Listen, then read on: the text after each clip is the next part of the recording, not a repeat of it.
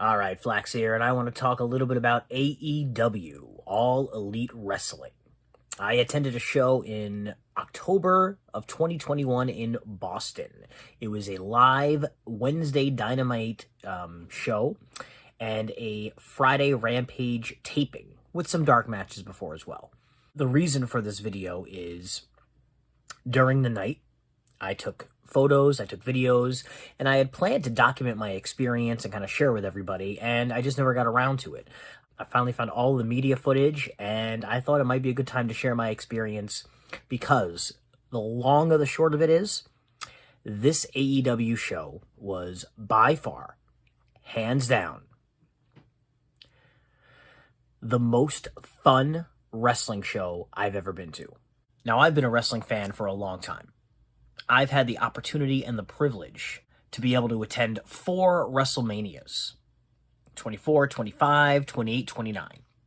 I've attended a couple of Royal Rumbles, 2003 and 2011. 2 Survivor Series, 08 and 12, SummerSlam 2006.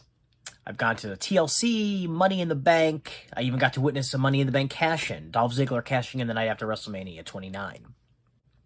I've attended Ring of Honor shows. I've only been able to attend 1 New Japan show, and that was in the last couple of years, which also took place in Massachusetts. NXT shows, TNA shows, Impact shows, a bunch of independent wrestling shows. You know, I've had the privilege to see a lot, and I love so much wrestling. Dragon Gate. I saw a Dragon Gate show in 2009. My first introduction to Jon Moxley. Amazing. So out of all of that, right? Out of all of those shows, so out of all of those, why was AEW the most fun? And I've been thinking about it, and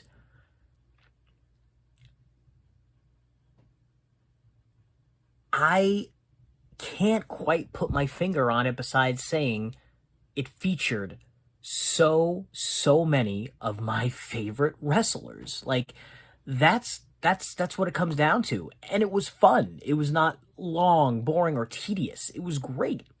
I was born in 85. So my favorites are Kurt Angle, Chris Jericho, Ric Flair, The Rock, Steve Austin, Triple H, Undertaker, Rey Mysterio, Rob Van Dam, CM Punk, Edge, Christian, AJ Styles. These are some of my favorites. Daniel Bryan, Bryan Danielson, these are the guys and the people that I like. So the fact that so many of these converged in AEW was amazing. Now, this wasn't the first AEW show in Boston. I think their second Dynamite show was in Boston, and Tony Khan came out in the middle of the taping to remind us of that, and he thanked us all for coming back. Didn't have the opportunity to go then, but I definitely had the opportunity to go now. It was a gift presented to me by Todd Graham and Kenny Nessel, and I am very grateful for that opportunity. The only complaints that I have 3 complaints, and none of them have to do about the product. It all has to do with the venue. Waited outside for a long time before they let us in. I think like a half hour. It was freezing cold. It's Boston in October. Inside, there were 2 concession stands open. The lines were so long, they just about touched each other going around the building. Finally, the merchandise stands, or should I say, lack thereof. They had a couple of merch stands, but the merch being offered was not good. Not good at all. Very bare minimum. We're talking one of those I was there live shirts, AEW Boston or something like that. We're talking a couple of programs, some action figures, which actually may not be too bad if you're a collector, because I know sometimes they're hard to find. Some expensive, maybe belts or autographs. Like, I just remember just not having, I wanted to get a CM Punk shirt, right? CM Punk had just come back a couple of months before, or maybe the month before, or anything, man. A Moxley shirt, Eddie Kingston, anything. Just barely, right? So what were the good things? The good things were the matches. There were 10, 12 matches within this time frame, and the crowd was into it still for the entire night. I'll say a few things about what I saw and what I loved. Uh, in 2016, I kind of fell out of wrestling, or at least started to. With the exception of maybe, AJ Styles finally coming into the WWE, I just really wasn't feeling a lot. There was just so much going on in my personal life, and I felt lack of going on in wrestling. And then my friend, Christopher Platt, he had moved to my hometown to be with his girlfriend, Erica. And he invited me over to watch the Cruiserweight Classic. And the Cruiserweight Classic was my first introduction to people like Zack Sabre Jr., or TJ Perkins, or Kota Ibushi. And then when that ended, because that was on Wednesdays, when that ended, he was like, you should stay and hang out. The NXT is going to be on. So I was like, I really didn't know a lot about NXT. So I started to watch a lot of NXT. I mean, I knew a little bit about it, right? Trust me, I was a diehard WWE fan when that network debuted in, February 20-something of 2014? 2014? I took the day off from work on launch day so I could watch whatever they had, right? The first pay-per-view I watched on that network was the TLC match between, I think it was the Shield's debut pay-per-view match against Ryback, Bryan, and Kane. It definitely wasn't for Ryback. It was definitely for Bryan, Kane, and the Shield. Big Shield fan, right? And I remember the first show on that network live was Cesaro and Sami Zayn in a 2 out of 3 falls match. Just fantastic. So anyway, my friend Chris really got me into NXT because he was really into NXT. And he's like, this is the best wrestling in WWE. This is what I should be watching. So I got into it. During that time, he also started to get me into New Japan Pro Wrestling. When I saw Wrestle Kingdom 9, I was like, there are 6 to 7 of the greatest matches I've ever seen. Each one of them is different. Each one of them tells a different story. It was a new introduction to the Young Bucks. I knew about Generation Me and TNA. My first real time seeing Omega and Okada, which blew me away. I mean, there were so many things about this. Naito, I think even that had Adam Cole fighting Kyle O'Reilly, right, for the Ring of Honor Championship, where he won it for the 3rd time. Anyway, so when I started to fall out of wrestling in 2016, my friend Chris got me back into it. And even though there were things that I still disliked about the WWE, right, whether it be the amazing feud between Kevin Owens and Chris Jericho that didn't have to include the Universal Championship and now included the U.S. Championship, really? Or Roman Reigns fighting Brock again, and it's still happening, right? There was just AJ Styles dropping the title to John Cena. Really? How many times does Randy Orton need to win a championship? So there was just so many things that I was not a fan of, but my friend Chris and other wrestling got me back into it. Cut to AEW, right? Chris Jericho's a part of this. We watch, I don't know if it was All Out or the first AEW show. I can't put my finger on it, but all of a sudden we're seeing Jon Moxley show up and beat up Kenny Omega. These are dream scenarios, right? So this was perfect. The only thing that would have been better, and I'll probably say it again at the end, is that my friend Chris wasn't there to see it. We had plans to go see an AEW show when it came back around. We didn't buy tickets as of yet. I think there was because of COVID, or maybe the show was canceled, postponed. And then he tragically passed away in June of 2021. Absolutely devastating.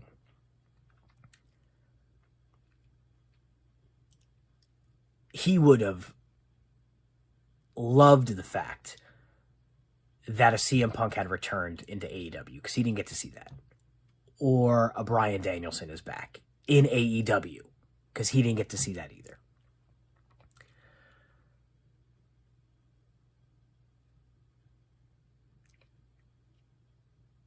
There's a lot, right?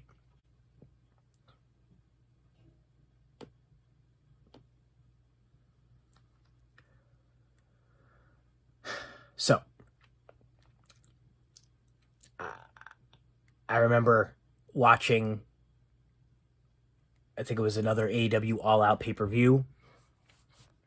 It was the one with CM Punk's return, CM Punk and Darby Allin. And Minoru Suzuki came out, and the whole crowd singing Kaze Ninare. Like, Chris and I fucking loved that so much, man.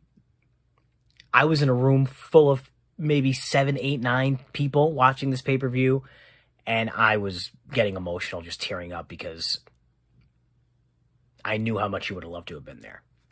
I know, I'm sorry. I want to talk about how great this show was, but it's hard. It's really hard for me to talk about AEW without thinking of my fallen friend Chris, and I won't apologize for that, but I'll apologize if it's taken me a while to get through it. Anyway, so there were some tag matches for the dark matches, or dark elevation, whichever ones I fell into.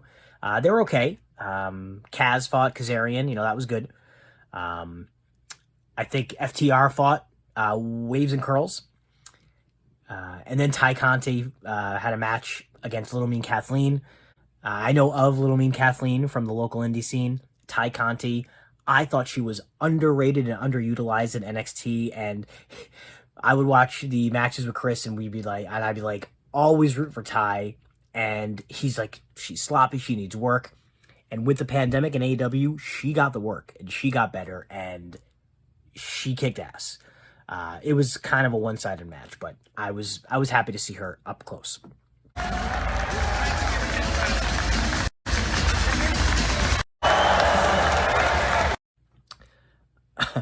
Chuck Taylor and Orange Cassidy and best friends, for a good 6 months straight. Every night that I would hang out with Chris, we would end the night by watching an Orange Cassidy match. We stumbled upon him on YouTube. We thought it was the greatest gimmick we'd ever seen. We love everything about him. The fact that he's a star at AEW, amazing. Seeing him live and up close was great. Listen.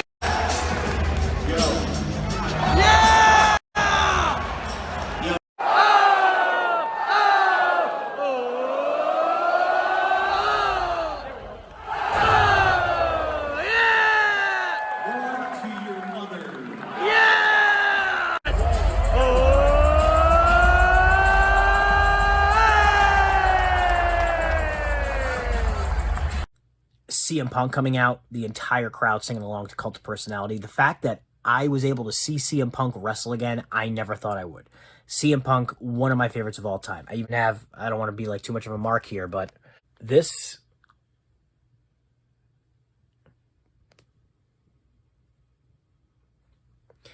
CM Punk and a Chris Jericho tattoo put together. Myself and some friends got the same tattoo, different colors, different spots. We went to go see their match at WrestleMania 28. So Punk, huge fan of Punk. So to see him live and in person again was outstanding. And everybody there knew who Bobby Fish was. He fought Bobby Fish, and because, like myself, the place was being held in an arena where Ring of Honor shows were held in the past. So Bobby Fish wrestled for Ring of Honor, and people were all about him. The match was good. Great opening match for Dynamite.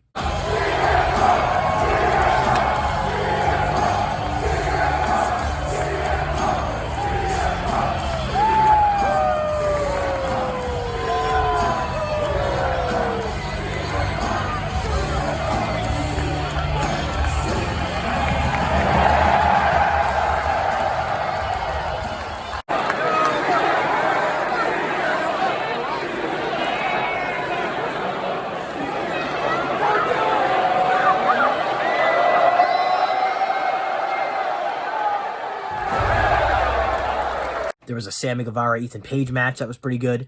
There was an MJF match that was okay. Sheeta and Serena Deeb. I lost my voice. I am a huge Serena Deeb fan. Have been again, because I'm a huge CM Punk fan, right? Straight Edge Society. She kicked so much ass. She is just a badass, and I was on my feet the entire time. I was just I think she was trying to rob her from the 50th win in AEW. What a fun time.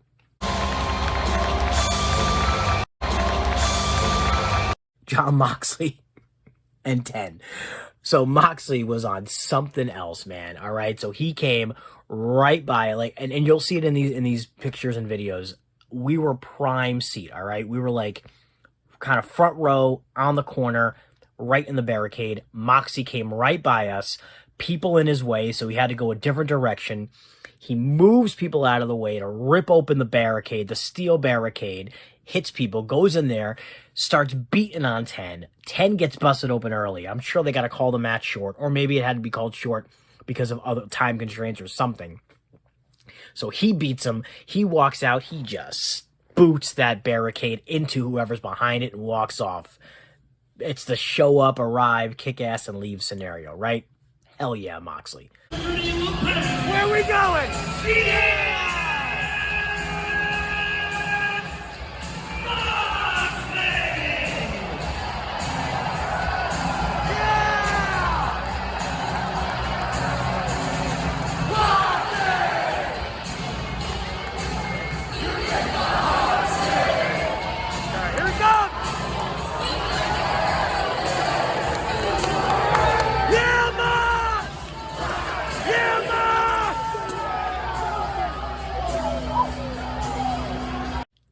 The main event of Dynamite, the Elite, the Elite, and the Dark Order in an 8-man tag match, okay? Could not believe I was seeing the Elite in person. Dark Order is great. Do not get me wrong, the Dark Order is fan-freaking-tastic. But we're talking Adam Cole, Bebe, we're talking Kenny Omega, we're talking the Young Bucks. These are some of the greatest wrestlers in the world. Not only that, because it was around Halloween, they came dressed in the Ghostbusters gear. Man. And I was next to one of the Dickbusters. This was fantastic. Oh yeah, Chad Epic was there too. Shout out to Chad Epic. Although, maybe I shouldn't. Anyway, this was tremendous. The fact that they wrestled in the Ghostbusters gear. The fact that one of my favorite things in Ghostbusters history, honestly, is the Stay Puft Marshmallow Man. And Hangman Adam Page was the Stay Puft freaking Marshmallow Man getting revenge on the Elite. Like, if there wasn't anything before Dynamite or after Dynamite, that would be okay. I'd be good. I'd be good. There was also...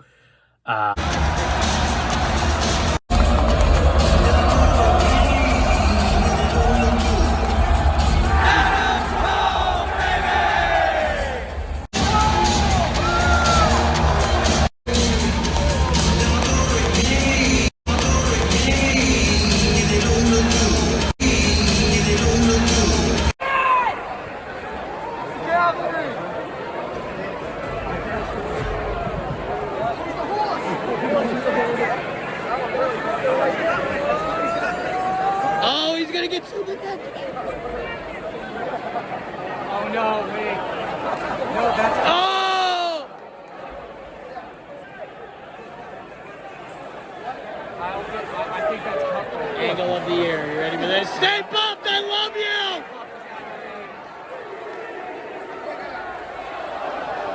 Amazing. Now they're gonna have masks.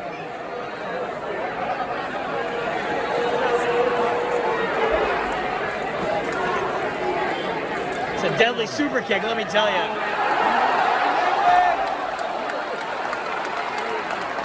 Stay pumped! Stay pumped! Stay pumped! Stay pumped!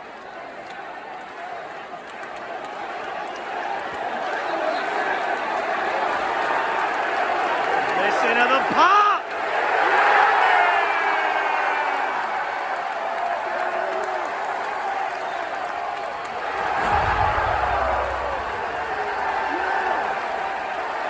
Celebration!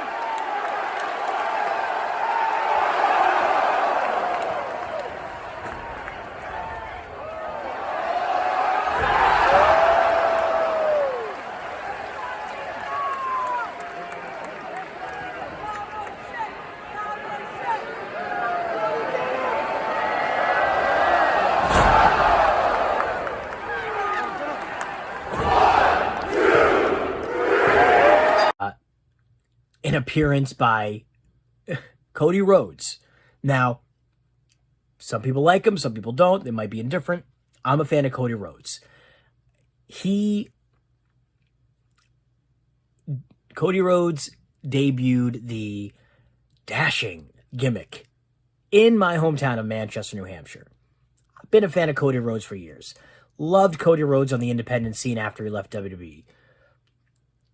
Cody Rhodes had a great match with Kurt Angle here in New England. And I love Cody Rhodes' theme. Every time it plays, Chris would adrenaline in my shirt. Dude.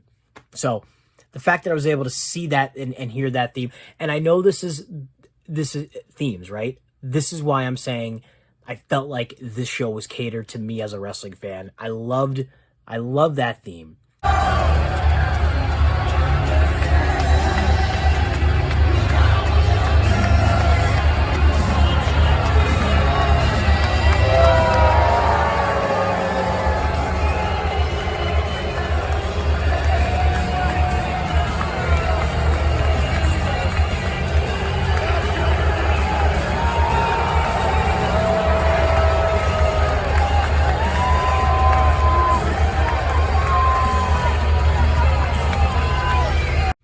I love Chris Jericho. I didn't see him wrestle, but he came out with the Inner Circle, I believe, to his Judas theme. So I got to sing along to that.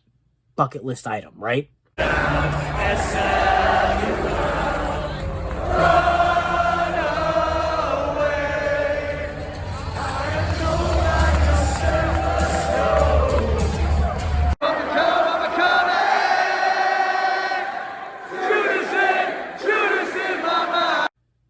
There's a point when Taz came out to do commentary, and he came out to his War Machine theme from ECW. Bro. Love Taz, man. Like, these are the small things that makes me such a fan of AEW. This kind of stuff, right?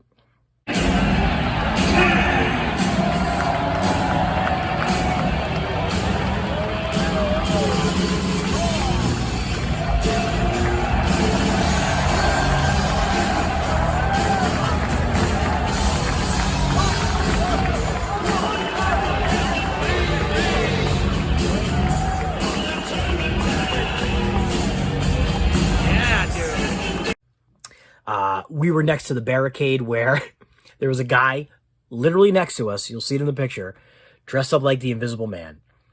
I was too focused on taking a recording of him being so close to me that when he took off the hat and the shades and the gauze, my friend Chad is the one that took all of that stuff, either to hold or make a profit. But they were at Sting right there, like the fact that I could see Sting live and up close. These are all bucket list items for me for this one show, right? We get to Rampage. Bryan Danielson versus Eddie Kingston. Are you kidding me? Like, all the yes. All the yes. Tremendous. You're gonna get your fucking head together.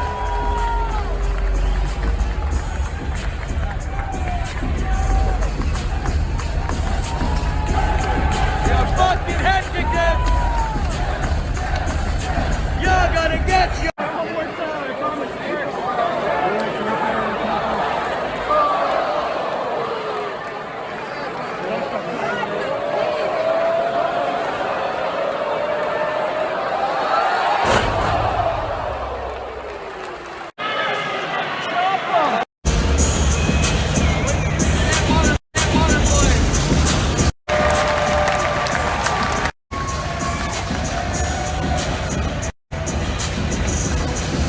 Dante Martin and Matt Sydal, pretty good.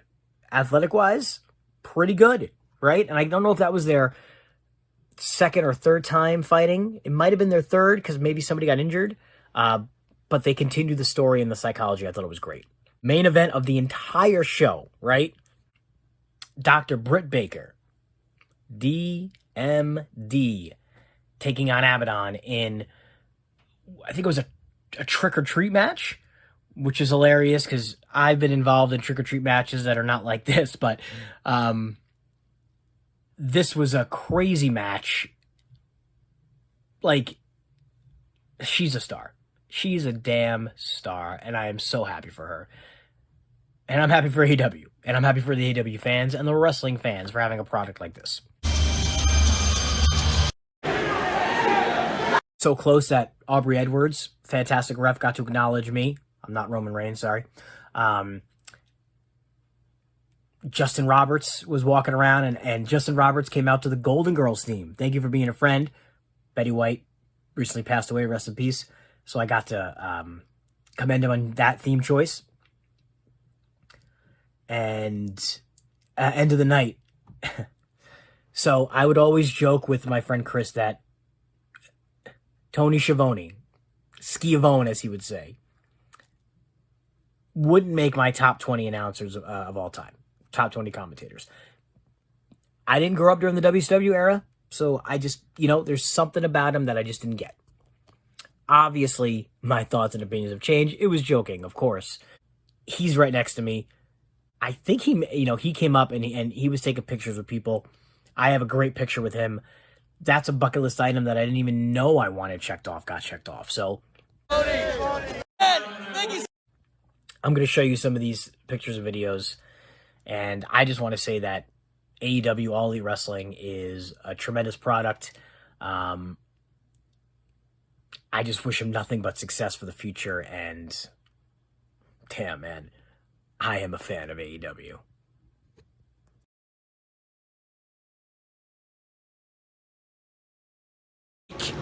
Oh, God. Been dead for years. Don't worry.